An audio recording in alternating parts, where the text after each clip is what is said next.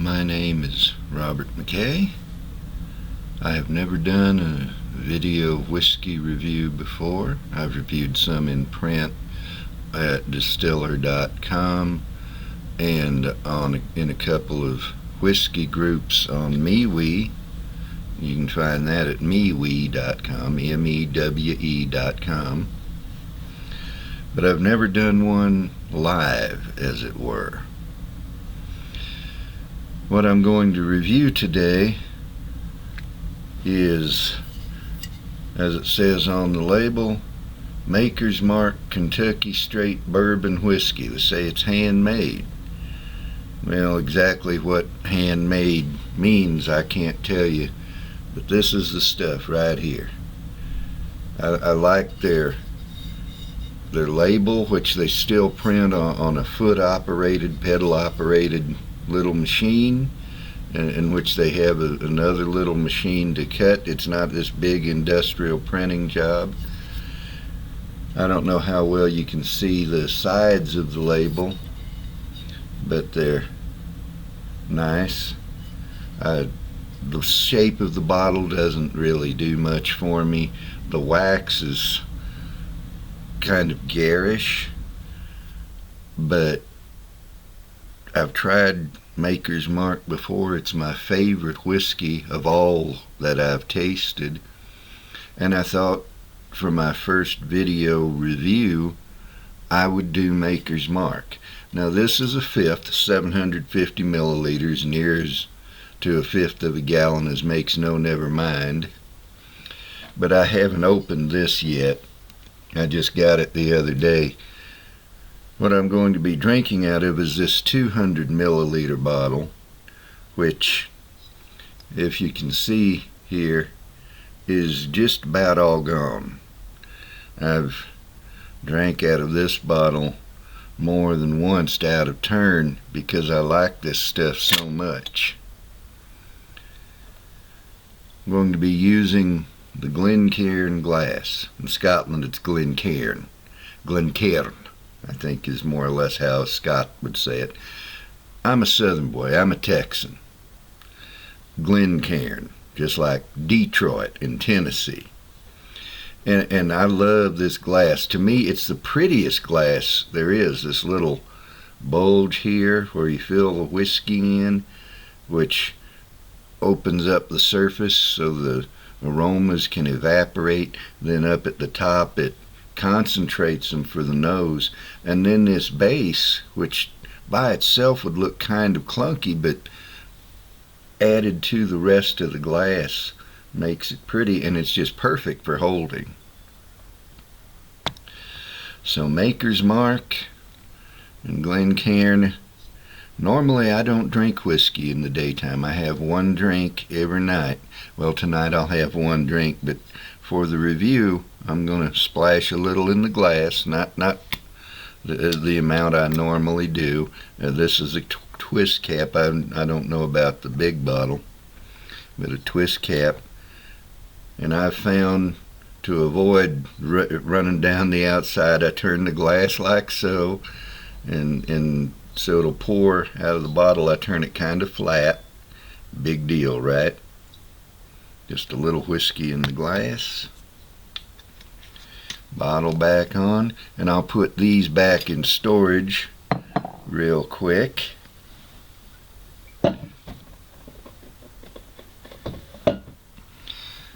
Just to have them out of the way.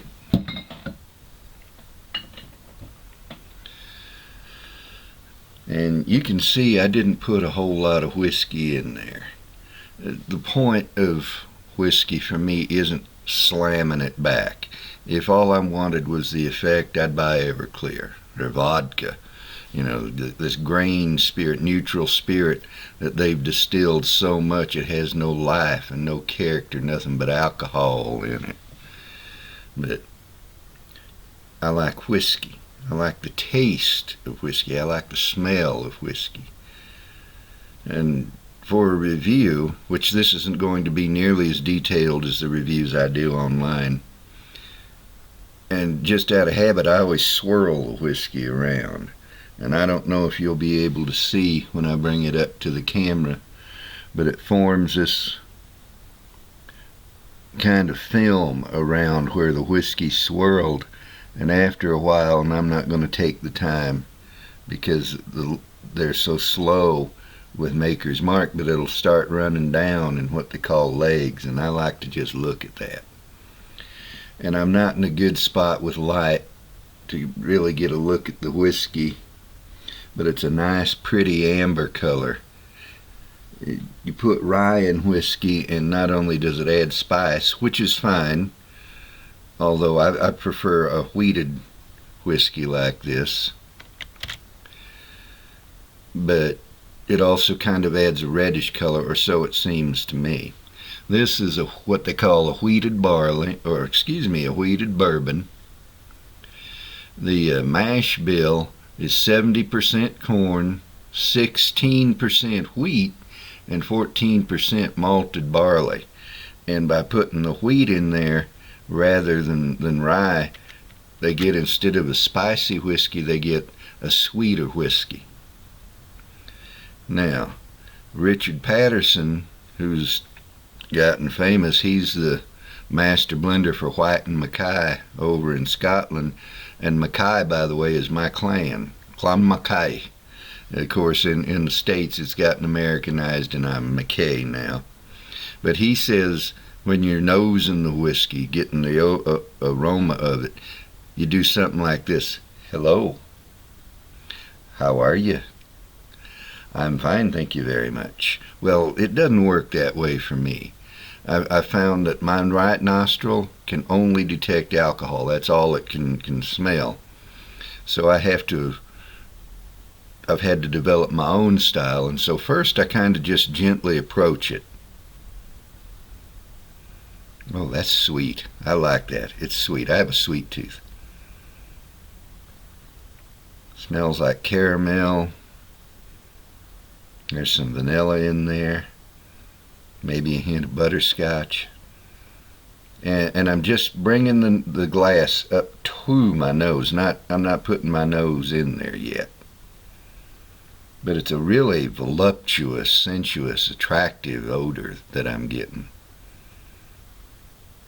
Then after I've got all I can there, and if I took my time, if I was just sitting there with my pad and my pen, getting all I could, I'm sure I could get maybe a little more than the vanilla and caramel and butterscotch. But let me put my nose right into the glass.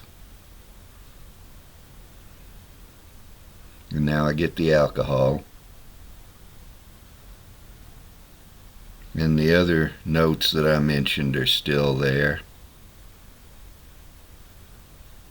And there's something in it that kind of reminds me of a spring day with just a nice little breeze. There's maybe a hint of a creek flowing down, and this is very subjective.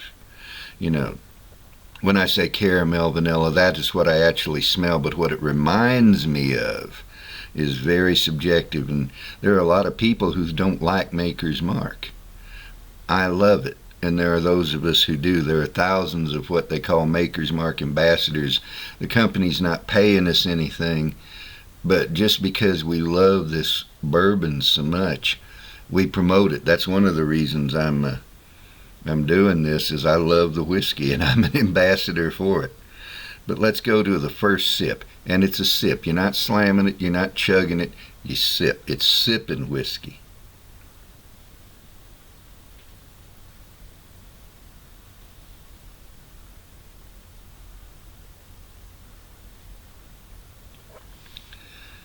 And that definitely gives us the caramel. There's just a very faint hint of the oak underneath.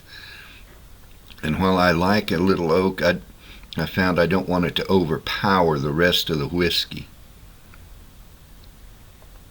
And another sip.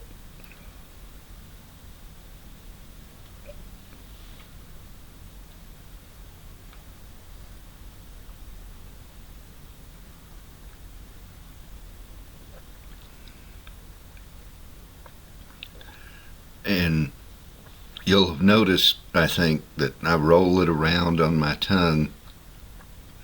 And of course that allows the alcohol to come in, and I'm getting some heat from alcohol, but there's also something else that I can't identify right off. It's not caramel or butterscotch or anything. I think maybe it's the corn. Although this is only, what did I say, 70% corn in the mash bill, and bourbon has to be at least 51% corn. This is an American whiskey. It's made with American grain predominantly, which is corn. But I think I'm getting the sweetness of the corn in there.